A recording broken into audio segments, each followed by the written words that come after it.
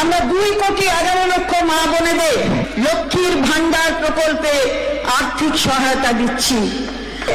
লক্ষ্মীর ভান্ডার প্রকল্পে তফসিলি জাতি এবং জনজাতি শ্রেণীর জন্য আর্থিক সহায়তা বৃদ্ধি করে মাসিক 1200 টাকা এবং অন্যান্যদের জন্য এই সহায়তা বৃদ্ধি করে মাসিক 1000 টাকা করা হবে।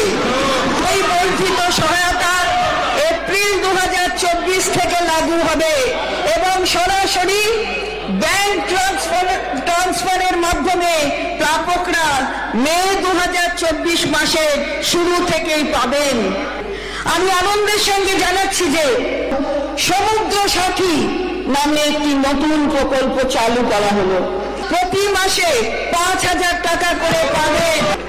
আমি যুবদের অ্যাপ্রেন্টিসশিপের সুবিধার জন্য একটি নতুন প্রকল্পের প্রস্তাব করছি।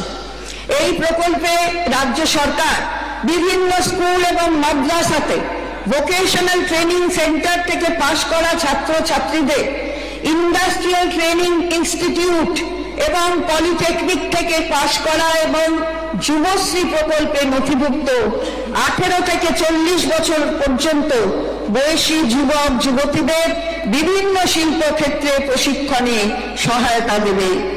বিভিন্ন শিল্প সংস্থাতে এইসব ট্রেনিদের প্রশিক্ষণের সূচি অনুযায়ী অতিরিক্ত মাসিক 1500 টাকা থেকে 2500 টাকা পর্যন্ত স্টাইপেন্ড দেওয়া হবে।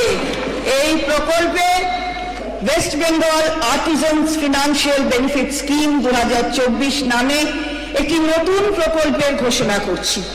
এই প্রকল্পের প্রতিটি কারিগর এককালীন 15,000 টাকা এবং শিল্প সমবায় সমিতি 10 লক্ষ টাকা পর্যন্ত পাবেন।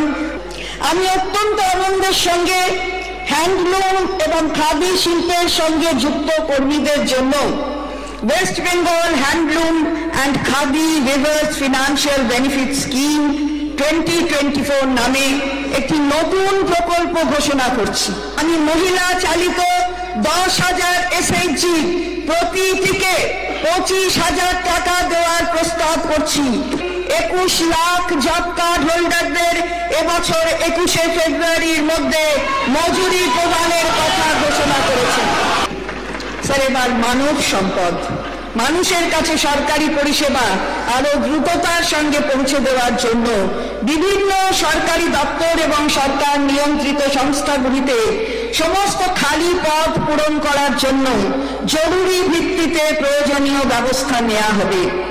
আমি আনন্দের সঙ্গে জানাচ্ছি যে যুবক যুবতীদের কর্মসংস্থানের জন্য বিভিন্ন সরকারি দপ্তর এবং সরকার নিয়ন্ত্রিত সংস্থাগুলিতে 5 লক্ষ চাকরির ব্যবস্থা করা হবে।